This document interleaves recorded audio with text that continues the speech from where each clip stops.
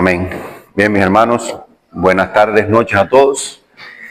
Y el mayor milagro que tenemos y el mejor testimonio que podemos dar es que Dios está aquí también.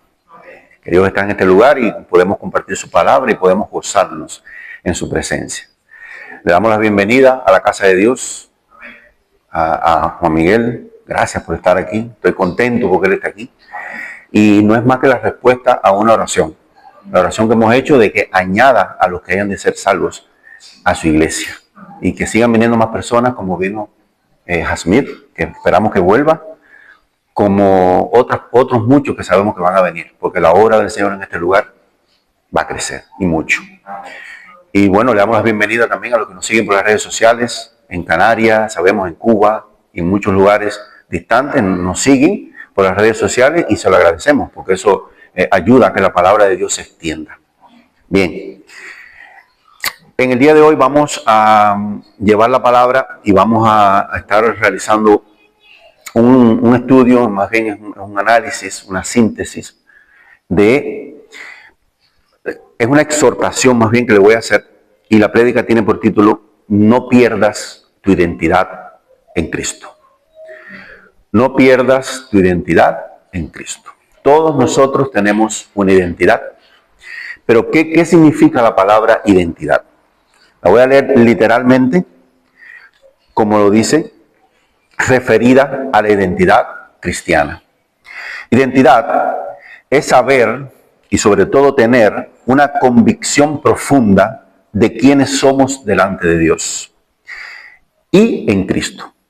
No por factores externos como el estatus social o las posesiones, sino como hijos amados y valiosos de Dios, creados a su imagen y semejanza. ¿Qué quiere decir esto? Quiere decir que la identidad que nosotros tenemos como cristianos no está dada porque servimos mejor, porque oramos mejor, no está dada porque tenemos valores, no está dada porque tenemos ciertas características, sino está dada porque Dios nos ama y porque Dios nos escogió y porque Dios quiso que nosotros fuéramos llamados a su casa. Entonces, la identidad cristiana no se consigue por méritos, como lo dije anteriormente. Es una dádiva de Dios, es un regalo perfecto del Señor. Se consigue por gracia, como lo acabo de decir, y se mantiene por fe y obediencia. ¿Qué quiero decir con que se mantiene por fe y obediencia? Con esto quiero decir que la identidad se puede perder. Es decir, no es algo que una vez que nos fue dado, la vamos a mantener de por vida. Se puede perder. Entonces, para poder hablar de identidad, primero tenemos que saber o tener bien claro quiénes somos nosotros. Porque a lo mejor yo identifico a una persona por su nombre, identifico, que de ahí viene identidad, de yo poder identificar quién es esa persona, ¿verdad? Identifico a una persona por su nombre, por su número de DNI, por sus características físicas, ¿verdad? Pero nosotros como cristianos, ¿cómo nos identifican? ¿Por qué nos identifican? La palabra tiene la respuesta y vamos a leer la palabra. ¿Qué dice la palabra en la primera carta de Pedro, en el capítulo 2, versículo 9? Dice así: mas vosotros, ¿quiénes? Vosotros, nosotros, sois linaje escogido, sois real sacerdocio, sois nación santa, pueblo adquirido por Dios, para que anunciéis las virtudes de aquel que os llamó de las tinieblas a su luz admirable. Ahí está resumido lo que es la identidad cristiana. Pero antes de entrar a analizar cada uno de esos aspectos de la identidad cristiana, yo quiero leer la palabra en el pasaje que vamos a analizar hoy. Vamos a analizar un pasaje donde vamos a ver un personaje bíblico que cumplía con todas estas características de identidad cristiana, que era linaje escogido, que era real sacerdocio, que era todo esto, pero perdió su identidad. Y vamos a ver las causas por las cuales la perdió. Entonces, vamos a leer todos la palabra en el segundo libro de Samuel, capítulo 11, de los versículos 1 al 5. Vamos a hablar del rey David. Y dice así la palabra: Aconteció al año siguiente, en el tiempo que salen los reyes a la guerra, que David envió a Joab y con él a sus siervos y a todo Israel, y destruyeron a los amonitas y sitiaron a Rabá. Pero David se quedó en Jerusalén. Y sucedió un día, a caer la tarde, que se levantó David de su lecho y se paseaba sobre el terrado de la casa real, y vio desde el terrado a una mujer que se estaba bañando, la cual era muy hermosa. Envió David a preguntar por aquella mujer y le dijeron: aquella es Betsabé, hija de Eliam, mujer de Urías Heteo. Y envió David mensajeros y la tomó, y vino a él, y él durmió con ella.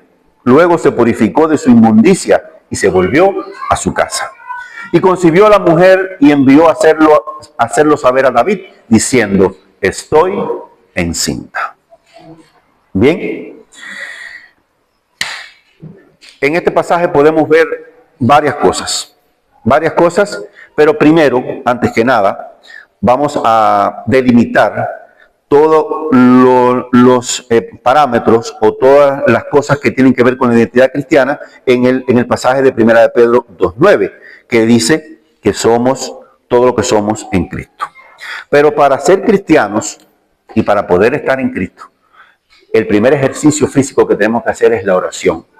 Y me disculpan, hermanos, si no empezamos esta prédica, este análisis, orando. Porque sin oración nada podemos hacer. Porque la oración lo macera todo, como dice nuestro pastor. Porque la oración es nuestra respiración, ¿verdad? Nosotros sin respirar no podemos vivir. Si no inhalamos y exhalamos, no podemos. Igual tenemos que orar constantemente para poder vivir en el Espíritu. Así que vamos a orar. Padre, en el nombre de Jesús, yo te alabo y te bendigo esta hora, Señor.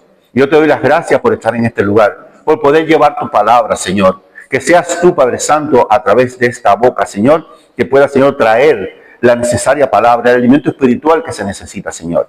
Y que seas tú manifestándose, Señor. Dejamos fuera todo ego, Señor. Todo ego personal queda destituido de este lugar, Padre Santo, porque eres tú quien va a estar hablando en este lugar, Padre Santo. Tenemos sed y hambre de ti, Padre, y te pedimos perdón si en algo hemos fallado. En el nombre poderoso de Jesús, yo te doy las gracias. Amén. Amén. El primer aspecto de la identidad cristiana que estuvimos analizando en la primera carta de Pedro, versículo 2, capítulo 9, es que somos linaje escogido. ¿Qué es un linaje? Un linaje es algo que nos identifica y nos dice de qué familia somos, ¿verdad? El nombre de una persona puede hablar del linaje, porque es algo que adquirimos por herencia. Por ejemplo, yo sé que soy del linaje de mi padre porque soy hijo de mi padre y de mi madre. Y mis hijos serán linaje mío porque son hijos míos, ¿verdad? Entonces, nosotros, como creyentes, como cristianos, somos un grupo de personas que han sido escogidas, elegidas, apartadas por Dios para un propósito divino, para un propósito celestial, no por méritos propios, sino porque Dios así lo quiso.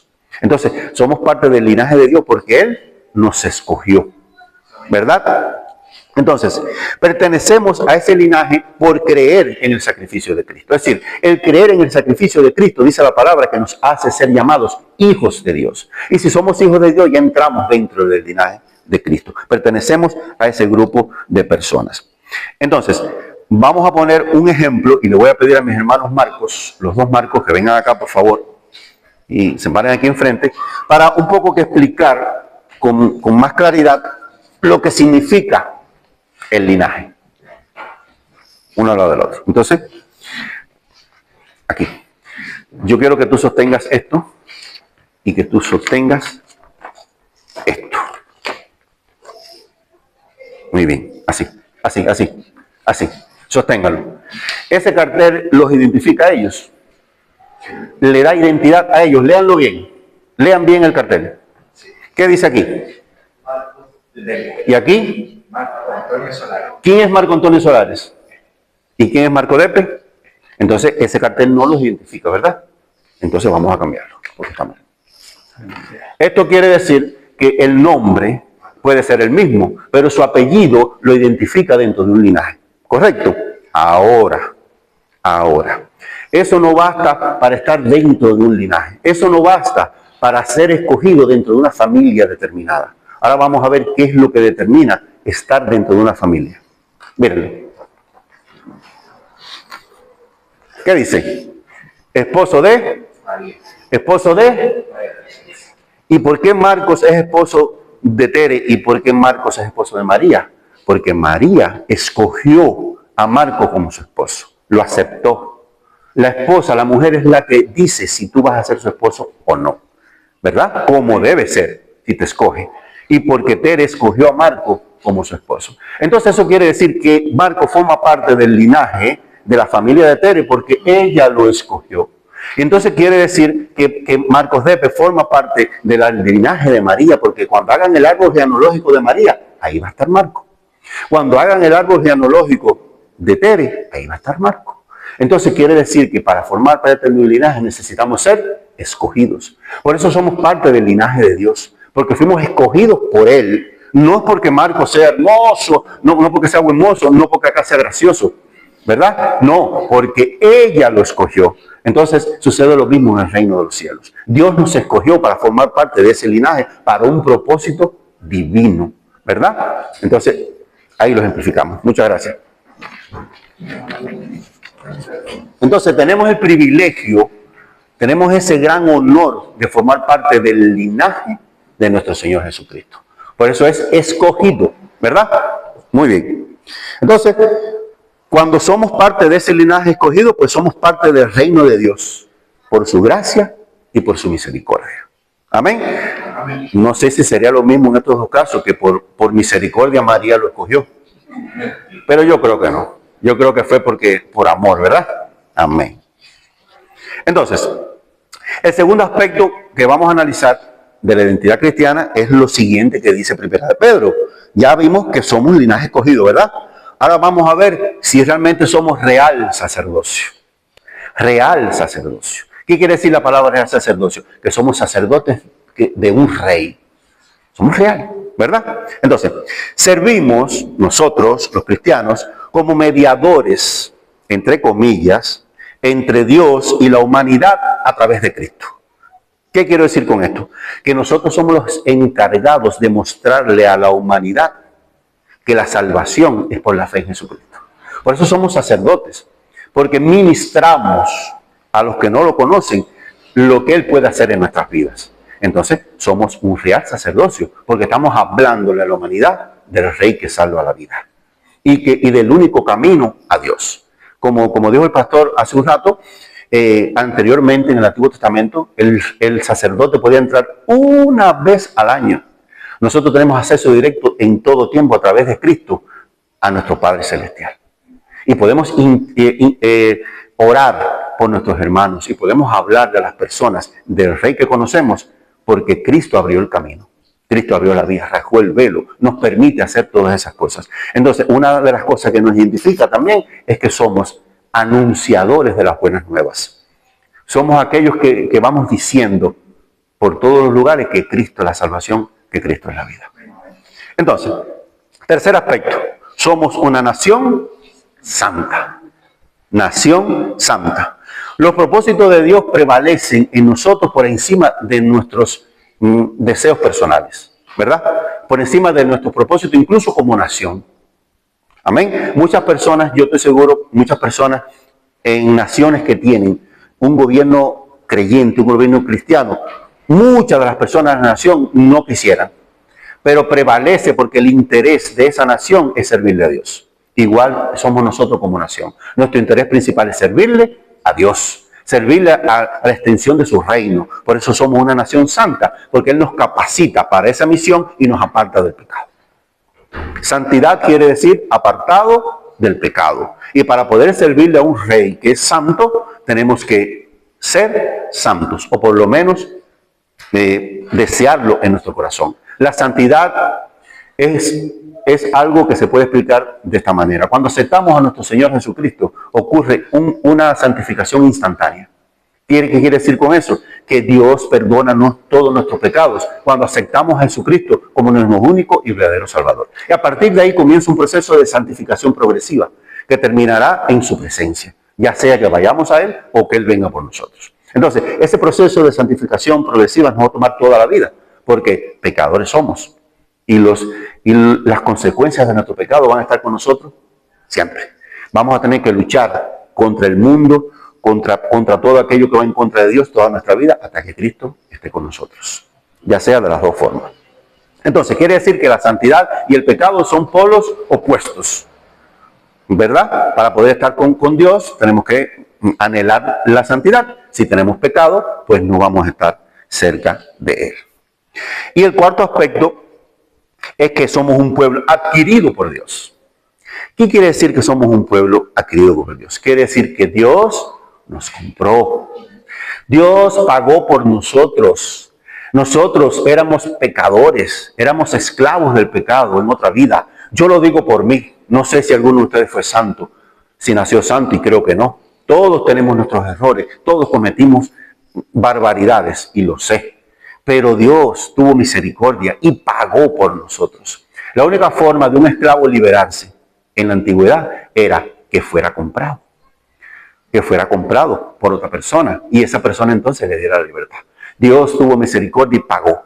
Y pagó un precio elevado, extremadamente elevado, la sangre de su único hijo. Entonces somos adquiridos por Él. Le pertenecemos a Dios. Por eso somos un pueblo adquirido por Dios. Entonces, dadas estas cuatro características, podemos decir que David formaba parte de ese pueblo. Podemos decir que David tenía la identidad de Cristo, la identidad de Dios. ¿Por qué? Porque David, como vimos anteriormente, era de ese linaje escogido. Es decir, estaba en el linaje, en la herencia de Dios, porque era un real sacerdote, porque David anunciaba al Señor. Un ejemplo fue cuando él fue a pelear con Goliat, que decía, él dijo, tú vienes con tu lanza, con tus armas, pero yo vengo en el nombre de Jehová de los ejércitos. Entonces, si anunciaba a Jehová de los ejércitos, era un sacerdote. También formaba parte de una nación santa, formaba parte de la nación de Israel. Y también fue adquirido por Dios, y más que eso, David fue elegido por Dios. David no llegó a ser rey porque era del linaje de Saúl, aunque estuvo casado con su hija.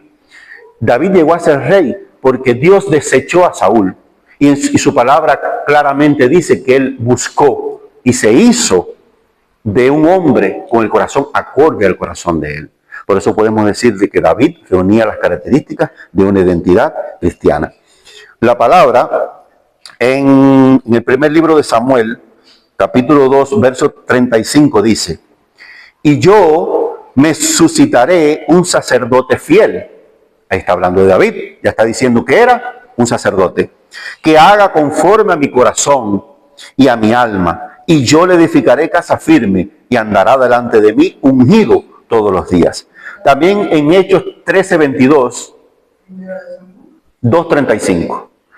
Hechos 13:22 también dice lo siguiente, quitado está hablando de Saúl, les levantó por rey a David, de quien dio también testimonio diciendo, he hallado a David, hijo de Isaí, varón conforme a mi corazón, quien hará todo lo que yo quiero.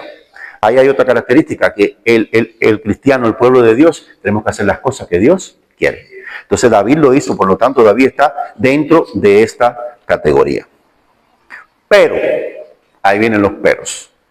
Siempre en las historias bíblicas, después que se menciona muchas cosas buenas, hay pasajes donde viene un pero, donde vienen los peros de Dios. Y aquí vemos cómo David estaba en ese linaje escogido, estaba procurando la santidad, pero en este pasaje vemos cómo David tuvo, digamos, una pérdida de esa identidad. David se olvidó de quién era. Y eso fue aprovechado muy bien por el enemigo de nuestras almas. Fíjense el detalle. El enemigo de nuestras almas siempre está al acecho. Siempre está procurando en qué fallamos, escuchando, viendo todo lo que hacemos. El enemigo de nuestras almas no puede leer nuestros corazones. Solo Dios puede leer nuestros corazones y saber lo que hay en nuestra mente. Pero de que estamos hablando está al acecho. Siempre está procurando ver qué haces, ver qué no haces, ver qué dices, ver qué escuchas, ver dónde estás, para ponerte piedras de tropiezo. La estrategia más antigua de nuestro enemigo es precisamente eso. Velar qué estamos haciendo para tratar de confundirnos, para tratar de crear dudas en nosotros, para tratar de que nosotros no nos creamos quiénes realmente somos. El ejemplo clásico de esto está en el inicio en el capítulo 3 de Génesis, del 1 al 5. No lo voy a leer porque es un poco extenso, pero vamos a comentarlo, ¿verdad? Es donde la serpiente, que era astuta, logró engañar a Eva y le logró decir que si comía de ese fruto, el cual Dios le había dicho que no lo hiciera, pues se iba a hacer igual a Dios.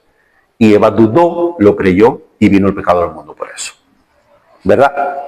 Entonces, ¿qué es la pérdida de identidad? Ya hemos visto qué es la identidad, que es la identidad cristiana, que David tenía esa identidad cristiana y que David la perdió por un momento en este pasaje donde llegó a pecar, ¿verdad? Entonces, ¿qué es la pérdida de identidad? Según la psicología, cuando un individuo pierde la identidad, consiste en que se olvida o tiene una profunda sensación de confusión y desorientación sobre quién es, lo cual se manifiesta de la siguiente manera: dudas sobre sus valores, dudas sobre sus creencias y dudas sobre sus propósitos. Eso no les recuerda exactamente lo que quiere el enemigo de nuestras almas. Que nosotros perdamos nuestros valores, que perdamos nuestras creencias y que nos desenfoquemos de nuestro propósito. Entonces esa es la estrategia del enemigo y fue lo que pasó en este caso. Esta pérdida de la identidad puede ser temporal o permanente. Ya eso depende entonces de nosotros. Cualquiera de nosotros puede tener una pérdida temporal de la identidad, porque todos somos tentados y todos podemos caer en un momento determinado en cierto problema. Pero automáticamente recordarnos de quiénes somos, en qué posición estamos y quiénes somos delante de Cristo, podemos recuperarla automáticamente. En este caso, vamos a ver 3 aspectos que nos pueden conducir a la pérdida de la identidad cristiana, tomando en cuenta el pasaje que acabamos de ver en 1 Samuel. En 2 Samuel, disculpe. Número 1. Podemos perder nuestra identidad cristiana por estar en el momento y en el lugar inadecuado. Podemos perder nuestra identidad cristiana por estar en el momento y el lugar equivocado. Vamos a leer nuevamente el pasaje, específicamente el verso 1. Y dice así, segundo libro de Samuel, capítulo 11, verso 1. Aconteció al año siguiente, en el tiempo que salen los reyes a la guerra, que David envió a Joab y con él a sus siervos y a todo Israel y destruyeron a los amonitas y sitiaron a Rabá, pero David se quedó en Jerusalén. David no estaba donde debía estar. David no estaba donde Dios le mandó a estar, porque las guerras que libró David fueron una misión dada por Dios. Le dijo, ve y conquista Rabá, ve y conquista Amón, ve y conquista tal y tal reino, porque él no hacía nada si no consultaba a Dios. A través de los profetas, a través del pectoral, del efod, lo consultaba. Y si Dios le decía, ve, él iba. Si Dios le decía, no vaya, no iba. Entonces, ¿por qué David se quedó? ¿Verdad? Y no cumplió la palabra de Dios. Entonces, David no debía estar en el palacio. Él tenía que estar en la guerra con sus soldados. Pues, como le dije, era una misión dada por Dios. Por lo tanto, estaba en el lugar inadecuado. Esto es utilizado astutamente por el enemigo para crear situaciones de tentación. Cada vez que no estamos en el lugar donde Dios nos manda, creamos situaciones de tentación. Esto es un proceso. Comienza por estar en el lugar inadecuado. Después de seguro viene la tentación. Después de seguro viene el pecado. Si no cortamos uno de los pasos rápidamente, ahí viene el resultado y la pérdida de la identidad. Entonces, podemos estar siempre, es decir, debemos estar siempre en el lugar donde Dios nos manda y en el momento que Dios nos manda, porque a veces Dios nos manda al lugar, pero no vamos en el tiempo que Dios lo dice. También eso puede llevarnos a estar en el lugar y momento equivocado. Fíjense que son 2 cosas, es tiempo y espacio. Porque a veces Dios nos manda a ir a un lugar y nos apuramos a ir y no sucede el milagro. No sucede porque no lo hacemos en el tiempo de Dios. Entonces, la palabra declara que era el tiempo de ir los reyes a la guerra, ¿verdad? Es decir, que David debía en ese momento estar en otro lugar, no en un momento anterior ni un momento después, era en ese momento. Por eso vino la tentación a David. Entonces, por no estar en el momento y el lugar adecuado, David sufrió una tentación. Por lo tanto, Dios te dice, no vayas a lugares donde la palabra declara que no tienes que ir. No vayas, hermano. No se puede tentar a Dios. Si Dios dice, no lo hagas, no lo hagas. Por muy fuerte que tú estés o creas que están en el Señor. La palabra lo declara en 1 Corintios 10:12. Aquel que dice estar fuerte, mire que no caiga, que no caiga. Entonces, mirando siempre, debemos mirar hacia el mundo espiritual y no al material. ¿Qué quiero decir con esto? La palabra lo declara en Gálatas 5, capítulo 16, y dice así. Escuchen esto. Digo pues, andad en el espíritu y no satisfagáis los deseos de la carne. Nosotros somos espirituales.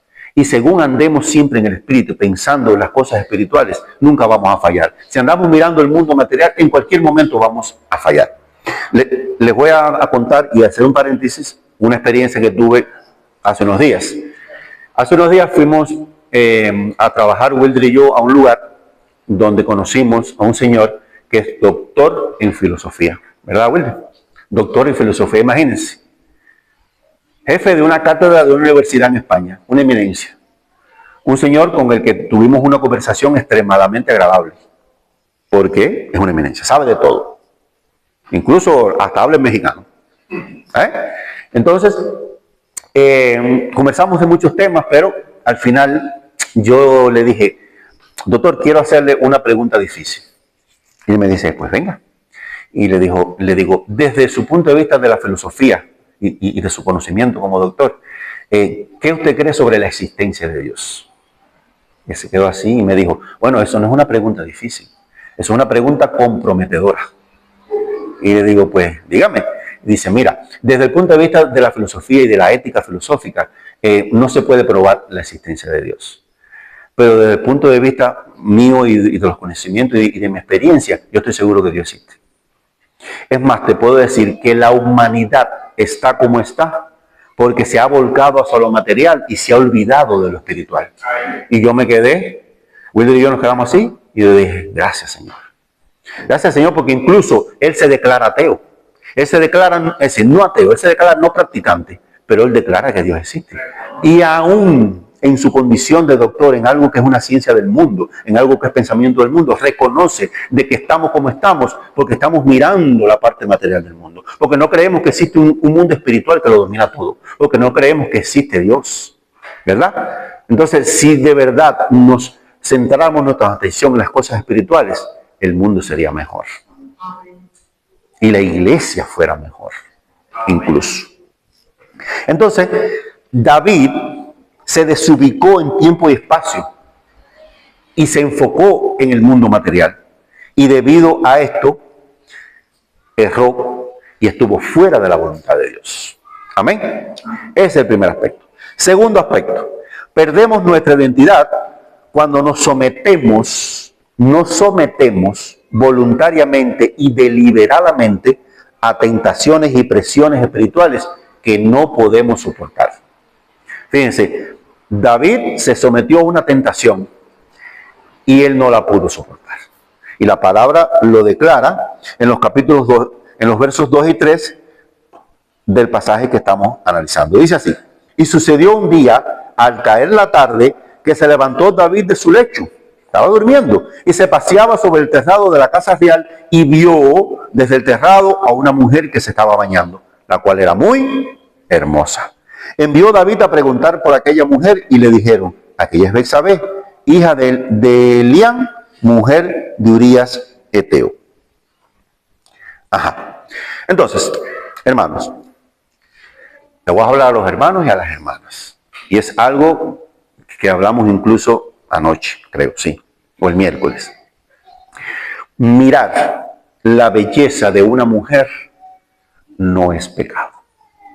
Mujer, mirar la belleza de un hombre no es pecado. Pecado es desear a esa mujer o desear a ese hombre. Porque si esa mujer y ese hombre no son tuyos, no es tu esposo, es esposo de otro. No es tuyo, ¿verdad? Entonces el deseo sexual pecaminoso fuera del matrimonio es pecado. Ahora, si su debilidad han sido las mujeres hombre, si tu debilidad han sido los hombres mujer, no mires. No lo mires. Si David sabía que esa era su debilidad, porque David hasta ese momento había tenido 8 esposas. 8. Y no se sabe cuántas concubinas. Entonces era manifiesto que esa era su debilidad. Entonces, ¿qué hacía David mirando a una mujer? ¿Verdad? Entonces, cuando nos desenfocamos y nos olvidamos de nuestras debilidades, claro, Cristo nos fortalece y Cristo murió por nosotros para que nuestras debilidades desaparecieran. Pero como estamos en la carne y como todavía no estamos santos por el proceso que le expliqué de santificación que no ha llegado a su final, nosotros somos propensos a caer, más cuando las tentaciones tienen que ver con nuestras debilidades. Y por experiencia personal le digo que el enemigo de nuestras almas va a trabajar sobre nuestras debilidades. Las tentaciones que nos va a mostrar tienen que ver con nuestras debilidades. Si usted fue un borracho, el enemigo le va a poner situaciones y tiempo para que le brinden cerveza, para que le brinden el trago, para verse en una situación donde usted se vea extremadamente complicado, ¿verdad? Entonces David se sometió a una tentación que él no podía resistir, porque esa era su debilidad, las mujeres, ¿verdad? Entonces, cuando usted está enfrente de una tentación, que usted la identifique como una tentación que tenga que ver con su debilidad, corra por su vida. Como dicen en Panamá, mira, corran por su vida, porque de eso depende su vida. La vida de nosotros está dependiendo de estar conectados con Dios, de estar conectados con el Espíritu, porque el enemigo de nuestras almas, fíjense, aquí hay un detalle, a veces pensamos que la vida de nosotros depende de nuestras enfermedades, de nuestra salud, de nuestra situación del cuerpo. La vida de nosotros depende de la situación de nuestra alma. No depende de la situación de nuestro cuerpo. Si nuestra alma está sana, viviremos. No depende si el cuerpo está enfermo o no, porque al final este cuerpo corruptible va a desaparecer.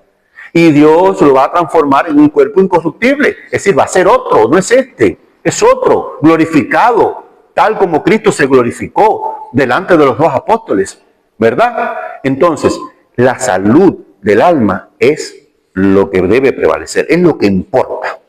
Parece que David se olvidó de eso. Como le dije, el enemigo trabaja en nuestras debilidades y se enfoca en presentarnos situaciones que nos hagan olvidarnos de quiénes somos. Situaciones casi siempre extremadamente lindas, extremadamente fáciles. Hay un dicho en Cuba que dice: cuando veas un pan con jamón, que es más jamón que pan, no te lo comas. ¿Verdad? Eso quiere decir que las cosas fáciles, bonitas, a veces encierran situaciones difíciles. Lo mejor que podemos lograr en nuestra vida es con nuestro esfuerzo personal y con nuestro trabajo. Amén. Entonces, David evidentemente estaba de remolón. David no quiso ir a la guerra. David no quiso trabajar. Él quiso quedarse en el palacio. Y ahí vino la tentación, ¿verdad? Entonces, ¿qué le quiero decir con esto? David estaba inactivo. Le quiero decir, hermano, esto y quiero que se lo graben en su mente. Un cristiano inactivo es un cristiano propenso a perder su identidad. Un cristiano remolón, holgazán, es un cristiano propenso a perder su identidad y a caer en el pecado. Una iglesia inactiva es una iglesia propensa a perder su identidad, porque la identidad de todos nosotros conforma la identidad de nuestra iglesia. Y cuando no trabajamos, cuando no servimos, cuando no nos dedicamos a Cristo, estamos propensos a perder nuestra identidad. Amén. Entonces, por eso debemos ejercitar nuestros músculos espirituales, ¿verdad? Para poder nosotros estar fuertes delante de las tentaciones. ¿Cuáles son esos músculos espirituales, esos ejercicios espirituales? Lo sabemos: la oración, la vigilia, como hicimos ayer, ¿verdad? El ayuno, todo lo que nos fortalezca espiritualmente. Un consejo: nunca provoque situaciones que le traigan a la memoria el pasado, que están ligadas a sus debilidades. Hay veces que las situaciones no la pone el enemigo, la provocamos nosotros. Le voy a poner un ejemplito nada más. Si usted tuvo una novia o un novio que le gustaba tal canción, no escuche esa canción, hermano. Si usted tuvo una relación pecaminosa que usaba tal perfume, no use ese perfume, hermano. Esas situaciones le van a hacer recordar. Y la mente es engañosa y el corazón es engañoso. La palabra lo declara: engañoso es el corazón más que todas las cosas, ¿verdad? Entonces, no hagas esa cosa, no provoque. Cuando la tentación llega y la dejamos convertirse en pecado, el Espíritu Santo se apaga y comienza a prevalecer la carne.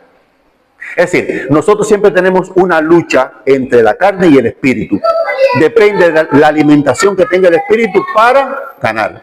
Si la carne es más alimentada que el Espíritu, gana la carne. Si el espíritu es más alimentado que la carne, pues gana el espíritu. Debemos siempre tratar de alimentar más el espíritu que la carne. Y eso fue lo que le pasó a David. Punto número 3. Ya vimos dos cosas primeras que pueden hacernos perder la identidad, ¿verdad? Número 1, estar en el momento y el lugar inadecuado. Número 2, someterse a situaciones y presiones espirituales que no podamos soportar. Y número 3, caer en las redes del pecado y sus consecuencias. ¿Vio? Estamos en el momento y lugar equivocado. Viene la tentación y caemos. Es un proceso, es decir, una cosa tiene que ver con la otra. Entonces, David se dejó arrastrar por el deseo pecaminoso, un deseo sexual. Y a partir de ahí se desencadenaron una serie de sucesos que lo encaminarán a un doloroso proceso que sufrió durante toda su vida. El pecado tiene consecuencias. Miren, si es así, que le voy a leer todo lo que David pasó después de eso. Primero, su primer hijo con Betsabé murió. Y él se pasó todo el tiempo que el niño estaba enfermo, orando, sin comer, ayunando, en el polvo, ¿verdad? Orándole a Dios para que se lo salvara. Cuando el niño murió, automáticamente cambió porque él sabe que ya no tenía más nada que hacer, ¿verdad? Número 2, como se lo profetizó Dios a través de Natán, nunca se apartó la espada de su casa. Nunca se apartó la espada de su linaje, de su casa. Su hijo Absalón profanó a sus esposas delante de todas las demás esposas, excepto su madre, por supuesto. Las profanó delante de todas, a la luz del día. Lo que él hizo en secreto, su hijo lo hizo en público, para que todos lo vieran su pecado. Y eso está en 2 Samuel, capítulo 12, los versos 11 y 12. Y Absalón mismo mató a su medio hermano Amnón, porque Amnón había violado a la hermana de Absalón, ¿verdad? Miren cuántas cosas le sucedieron a David a partir de ese pecado que él cometió, como consecuencias, y casi todas tienen que ver con pecado sexual. ¿Vieron? Entonces, cuando caemos en ese tipo de pecado y no lo cortamos, ese pecado puede afectar a nuestras generaciones, a nuestra descendencia, y se puede convertir en una maldición generacional. Eso es una maldición generacional. Es un pecado que se repite de padre, hijo, nieto, abuelo, ¿verdad? Y se puede cortar, claro que sí. Entonces, las consecuencias del pecado se hacen visibles y dolorosas en nuestra vida y pueden ser usados por el enemigo para arrebatarnos nuestra preciosa identidad. Pecado engendra pecado si no le ponemos un alto, y ese alto es el genuino arrepentimiento, tal como lo hizo David. David reconoció delante de Natán que le había fallado a Dios. Muy bien. Entonces, cuando nos arrepentimos y confesamos a Dios nuestros pecados, Él nos perdona, sí, pero tenemos que lidiar toda nuestra vida con las consecuencias de ese pecado, tal como le sucedió a David. Nuestra descendencia puede arrastrar las consecuencias de este pecado, y tal como le pasó a David con sus hijos, con Absalón, con Amnón, con Salomón, con Roboam y con todos los demás reyes que tuvieron en su descendencia real. La promesa de Dios se mantuvo. Nunca le faltó un rey de su casa en el trono de Israel. Nunca, porque Dios se lo prometió y lo que Dios promete lo cumple. Pero toda esa descendencia de reyes fue propensa a cometer errores, a caer en pecado por el pecado de su padre David. Entonces, la pérdida de identidad, como le pasó a David, sí tiene solución. ¿Cuál es la solución? 3 pasos. Primero, arrepentimiento genuino y verdadero. Genuino y verdadero. El arrepentimiento genuino y verdadero es cuando nosotros reconocemos delante de Dios que hemos fallado. Pero es genuino cuando sentimos ese dolor en nuestro corazón por lo que hemos hecho. Cuando usted dice, hice algo y no le duele, ahí no hay arrepentimiento. Eso tiene que doler aquí en el corazón. Saber, tener convicción de que hice algo malo y que me arrepiento. Número 2, reiniciar ese proceso de santificación progresiva que ha sido cortado por el pecado. Tenemos que reiniciarlo. ¿Cómo? Orando más, asistiendo más a la iglesia, compartiendo más con los hermanos, leyendo más la palabra, ayunando más, vigilando más, ¿verdad? Siendo más activos. Y número 3, a partir de ahí, generar una nueva vida activa y fructífera como resultado de la experiencia vivida. ¿verdad? Y con la convicción de que he sido perdonado por Dios. Porque David supo que había sido perdonado por Dios porque el profeta Natán se lo dijo. Dios ha visto tu arrepentimiento y te ha perdonado. Tranquilo. Resumiendo, Dios nos regala una identidad en Cristo. Nos la regala. Esa identidad, como dijimos, es un regalo divino, no por nuestros valores ni por nuestros méritos, y se puede perder por causa del pecado, ¿verdad? Esta pérdida puede ser temporal o permanente. Las causas que provocan esta pérdida, entre otras muchas, según la Escritura, son tres: estar en el momento y el lugar inadecuado, someterse a las tentaciones que no podemos resistir y dejarse arrastrar por el pecado y sus consecuencias. Y esa pérdida tiene una solución: es arrepentirnos genuinamente, reiniciar el proceso de santificación y la búsqueda, a través de la búsqueda constante de Dios, y llevar una vida activa en Cristo. Entonces, ¿qué hemos querido decirles con esto, hermanos? Que todos estamos propensos a caer. Que el enemigo de nuestras almas, como dice la palabra, anda como león rugiente buscando a quien devorar.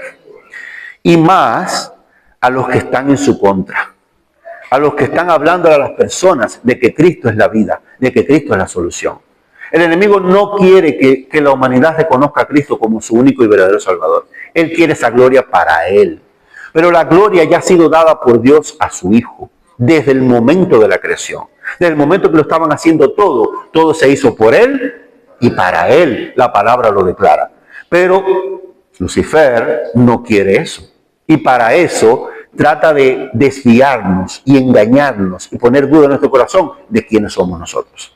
Entonces, cuando nos dejamos engañar, perdemos la noción de quiénes somos, nos desorientamos y no sabemos entonces qué hacer ante una situación determinada, como le pasó a David.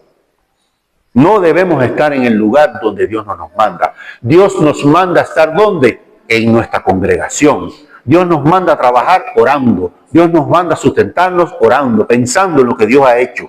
Por eso debemos estar en el lugar y en el tiempo adecuado. Como le pasó a David, David se dejó tentar. Se dejó tentar porque la tentación que le llegó era muy fuerte para él, porque tenía que ver con su debilidad, ¿verdad? Entonces nosotros tenemos que tener bien identificadas cuáles son nuestras debilidades.